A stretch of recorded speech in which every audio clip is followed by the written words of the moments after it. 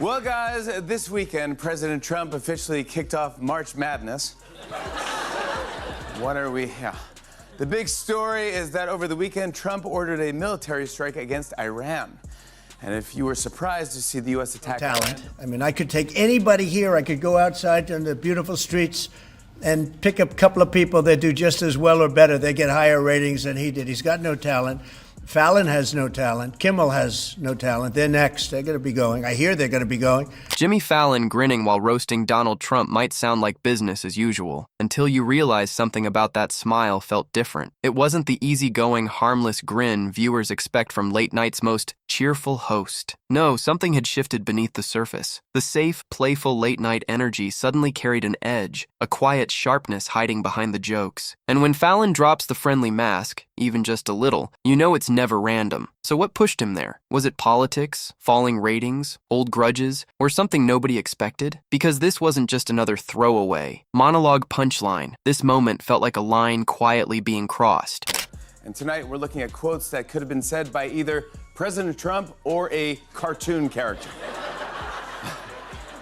All right, let's take a look at our first quote. It's, "I want to go home, Grandma. I don't want to stay here." Once again, I look at the Democrats in front of me, and I realize there is absolutely nothing I can say to make them happy or to make them stand or smile or applaud. Nothing I can do. I could find a cure to the most... Before we go any further, take a second to hit that like button and subscribe, because trust me, you won't want to miss what comes next. Now imagine this. It's 2 a.m. Most of America is asleep. Cable news is running reruns, the streets are silent, and the country feels momentarily still. But behind the scenes, something very different is reportedly unfolding. According to the story making rounds that night, a sitting president was allegedly orchestrating a move so dramatic, it sounded less like politics and more like the opening scene of a summer blockbuster.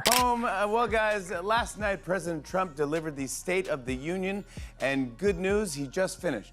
Name alone sounded like it had been brainstormed by a room full of Hollywood interns raised on action movies. Operation Epic Fury. Even saying it out loud felt cinematic. And by the time the headlines, finished exploding across the internet, Jimmy Fallon was already preparing his monologue. Because when real-world politics suddenly starts sounding like a rejected sequel to Fast and Furious, late-night comedy doesn't stay silent for long. So was Congress. Yeah, in the attack, the U.S. took out Iran's 86-year-old supreme leader. Everyone was like, 86? What'd you do, throw him a surprise party? Could have just popped a balloon. And now nobody knows who's going to take over Iran. As of now, it seems like it's down to Paramount or Netflix.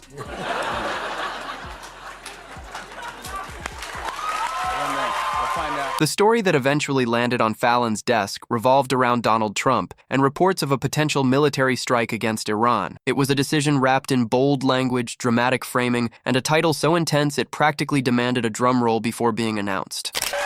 Operation Epic Fury was anything but subtle, and Fallon immediately understood that. The moment he walked onto the Tonight Show stage, the audience could sense something slightly different in the air. The usual harmless wordplay felt ready to evolve into something sharper. Fallon has long been known as the friendliest face in late night, the host who prefers goofy sketches and games over political battles. Yet this was one of those rare moments when real life was already so absurd that the comedy practically wrote itself. Instead of exploding with outrage, Fallon leaned into irony. He described the reported operation with a tone that hovered somewhere between disbelief and amusement, as if he were summarizing a ridiculous pitch meeting where someone insisted subtlety was overrated. But what truly caught Fallon's attention wasn't only the operation's name, it was the imagery surrounding it. Reports suggested discussions may have taken place from Mar-a-Lago, which Fallon jokingly reimagined as a makeshift situation room. In his version, the traditional high-security command center, filled with tense generals and glowing maps, was replaced by gold chandeliers, patio furniture, and waiters quietly weaving through briefings with trays of shrimp cocktail. Fallon painted the scene in theatrical detail, imagining aides whispering updates about missile trajectories while a wedding rehearsal unfolded in the ballroom next door. The contrast was irresistible. In Fallon's world, the most serious decisions on Earth were being debated steps away from a dessert buffet where the tension of geopolitics collided headfirst with the atmosphere of a Florida resort.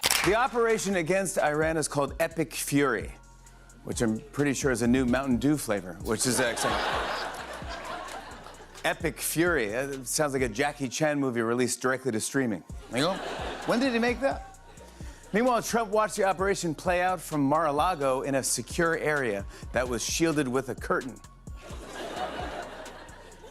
Nothing says secure area like a curtain. Instead of launching into a harsh political critique, Fallon let the humor grow naturally from those images. He described a situation where a strategy meeting might pause because the Wi-Fi password expired, or because the lighting looked better near the pool. The joke wasn't only about Trump, it was about the strange collision of spectacle and statecraft that now defines modern politics. As the audience roared with laughter, Fallon shifted into one of his signature comedic tools, the mock interview. Rather than quoting the president directly, he brought out a Trump impersonator, turning the segment into a playful exchange that felt more like a stage performance than a debate. The impersonator delivered exaggerated confidence about Operation Epic Fury, bragging about the name as if it were a branding triumph rather than a military decision. Fallon played the straight man, calmly asking questions that sounded innocent, but were carefully designed to reveal the absurdity. He wondered how long it took to invent the operation's title, whether a shortlist existed with even more dramatic options, and if the naming meeting included someone suggesting fireworks for the announcement. The impersonator fired back with exaggerated pride, claiming the name was the strongest and most epic operation title in history, and that other countries were probably jealous of how cinematic it sounded. The exchange worked because Fallon never needed to shout or deliver a harsh lecture. Instead, he simply allowed the exaggerated character to become the punchline. Beneath the laughter, however, a quiet tension remained. The topic itself wasn't light. Military strikes, international conflict, and rising tensions with Iran are not naturally comedic subjects. Fallon had to walk a careful line, acknowledging the seriousness without letting the monologue become heavy. He focused on the surreal optics instead of battlefield details, keeping attention on branding and location rather than violence. That balance is exactly what made the segment resonate. Viewers who tuned in for escapism laughed at the theatrical imagery, while politically engaged audiences noticed the deeper commentary about spectacle and leadership. Fallon never positioned himself as a foreign policy analyst. Instead, he acted like a cultural observer, pointing out how surreal the entire moment felt. The mention of Mar-a-Lago became a recurring joke throughout the segment. Fallon imagined staff scrambling to convert a lounge into a command center, complete with extension cords, giant televisions, and a whiteboard borrowed from a conference room. He pictured generals standing awkwardly beneath ornate paintings, while discussing sensitive intelligence as if the luxurious setting refused to match the seriousness of the conversation.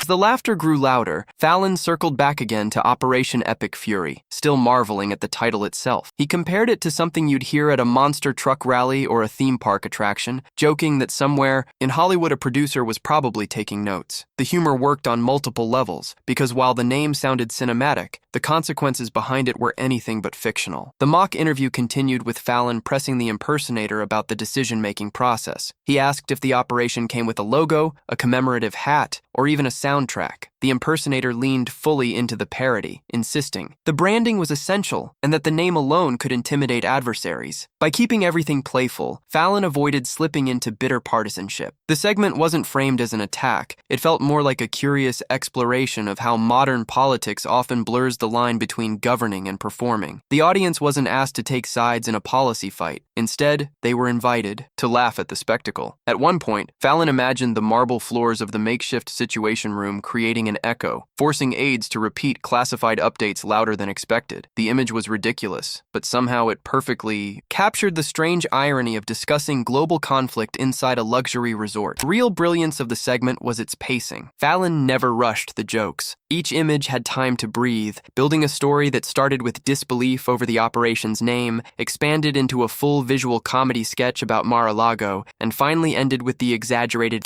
Trump was in a makeshift Situation Room at Mar-a-Lago, and the photo is going viral. This is real. Take a look. There it is there, yeah. I'm pretty sure it's the first war to ever be started next to an omelet station. Do you know what I'm saying? Don't worry, Mar-a-Lago uses cybernetic, multi-tiered verification process where the password is password. But Trump had all his top officials there for the strike, like the chairman of the Joint Chiefs, the director of the CIA, and the My Pillow. Everything together. Throughout the entire monologue, Fallon maintained the warmth that defines his style. Even while teasing Trump's flair for branding and the optics of a Florida-based command center, he avoided cruelty. Instead, he seized the opportunity to transform what could have been a dry policy discussion into a vivid and absurd scene. As the impersonator wrapped up the fictional interview, boasting proudly about the unmatched greatness of Operation Operation Epic Fury, Fallon stepped back into his own voice to close the segment. With a grin, he reminded the audience that the world is serious and complicated, yet sometimes the way events are presented makes them feel like moments straight out of a blockbuster movie. That final note brought everything full circle. Laughter didn't erase the seriousness of international tensions, but it offered viewers a release valve. Well, guys, earlier today... Fallon's monologue ultimately served as a reminder that humor and gravity can coexist. Comedy doesn't solve global conflicts, but it can offer perspective when the headlines feel overwhelming. By the end of the night, Operation Epic Fury had transformed from a dramatic news headline into a cultural talking point. A name that once sounded intimidating now carried a layer of late-night irony. The image of a makeshift situation room at Mar-a-Lago lingered in viewers' minds, part glamorous, part ridiculous. Within the world of late-night television, the segment stood out because it showed Fallon stepping slightly outside his usual comfort zone. He didn't abandon his cheerful persona, but he allowed himself to engage more directly with a politically charged story. The result was a monologue that felt both timely and unmistakably his own. The true takeaway wasn't whether Fallon agreed or disagreed with the decision itself. By simply holding up a mirror to the spectacle, he encouraged viewers to question not only the decision, but the presentation surrounding it. And perhaps that's why the moment resonated beyond the typical late-night audience. It wasn't just about Jimmy Fallon poking fun at Trump. It was about examining how political power, branding, and media often collide in ways that feel strangely theatrical. Fallon didn't need to shout to make his point. He simply let the images speak, let the impersonator boast, and trusted the audience to connect the dots. When the credits finally rolled, the laughter inside the studio hadn't completely faded, but neither had the curiosity lingering behind it. Viewers were left wondering how two worlds so wildly different, glittering chandeliers and top-secret military briefings, could collide so effortlessly. Somewhere in that strange space between comedy and commentary, Jimmy Fallon found his rhythm. What began as a simple headline about Operation Epic Fury had quietly transformed into something unforgettable, though not for the reasons its creators might have originally intended. And what made the moment even more fascinating was how quickly it escaped the walls of the studio and spread into the wider cultural conversation. Within hours, clips of Fallon's monologue were racing across the internet, circulating through social media feeds and late-night discussion threads. Suddenly, the phrase Operation Epic Fury carried a completely different tone than before. The simple act of placing a dramatic military operation next to the imagery of a glamorous Florida resort created a contrast so sharp it almost felt scripted. In the age of viral media, optics matter more than ever, and Fallon clearly understood that highlighting those optics would resonate far more powerfully than dissecting complicated policy details. The discussion continued. Fallon subtly returned to a larger idea. Modern politics sometimes feels less like governance and more like performance art, where branding choices can overshadow the substance beneath them. The name Operation Epic Fury became the perfect symbol of that phenomenon. Fallon joked that somewhere a graphic designer was probably disappointed the official logo didn't feature flames shooting dramatically out of the letters, and the audience laughed not only at the absurdity, but also at how believable the idea sounded. In the days that followed, commentators began debating whether late-night hosts should step so directly into stories involving military decisions. Yet, Fallon's approach offered something of a masterclass in balance. He avoided graphic descriptions, avoided fear-driven commentary, and instead focused on the theatrical framing surrounding the announcement itself. By doing that, he managed to keep the tone light while still engaging with a topic that carried real-world weight. Fallon's questions sounded simple on the surface, but they gently pushed the audience toward a deeper reflection on how political decisions are communicated and how the public consumes them. At one point during an extended version of the sketch, Fallon even imagined the makeshift situation room suddenly needing a reset because a wedding DJ had accidentally connected to the same audio system. And we actually got audio of his meeting with Trump. Oh, check it out.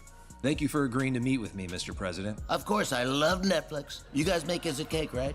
That's right. Is this cake? No, sir, that's your desk. Is this cake? That's a pen. Is this cake? That's your phone. Is this cake? That's a Diet Coke. Cake? Lamp. Cake? Stapler. Cake? Chair. Cake? Other chair. Cake? Rug. Cake? Don Jr. Hey, Dad. Shut up. Cake? Couch. Cake? Curtain. Cake? Those are the Epstein files. I'm gonna eat them. But they're not cake. I don't.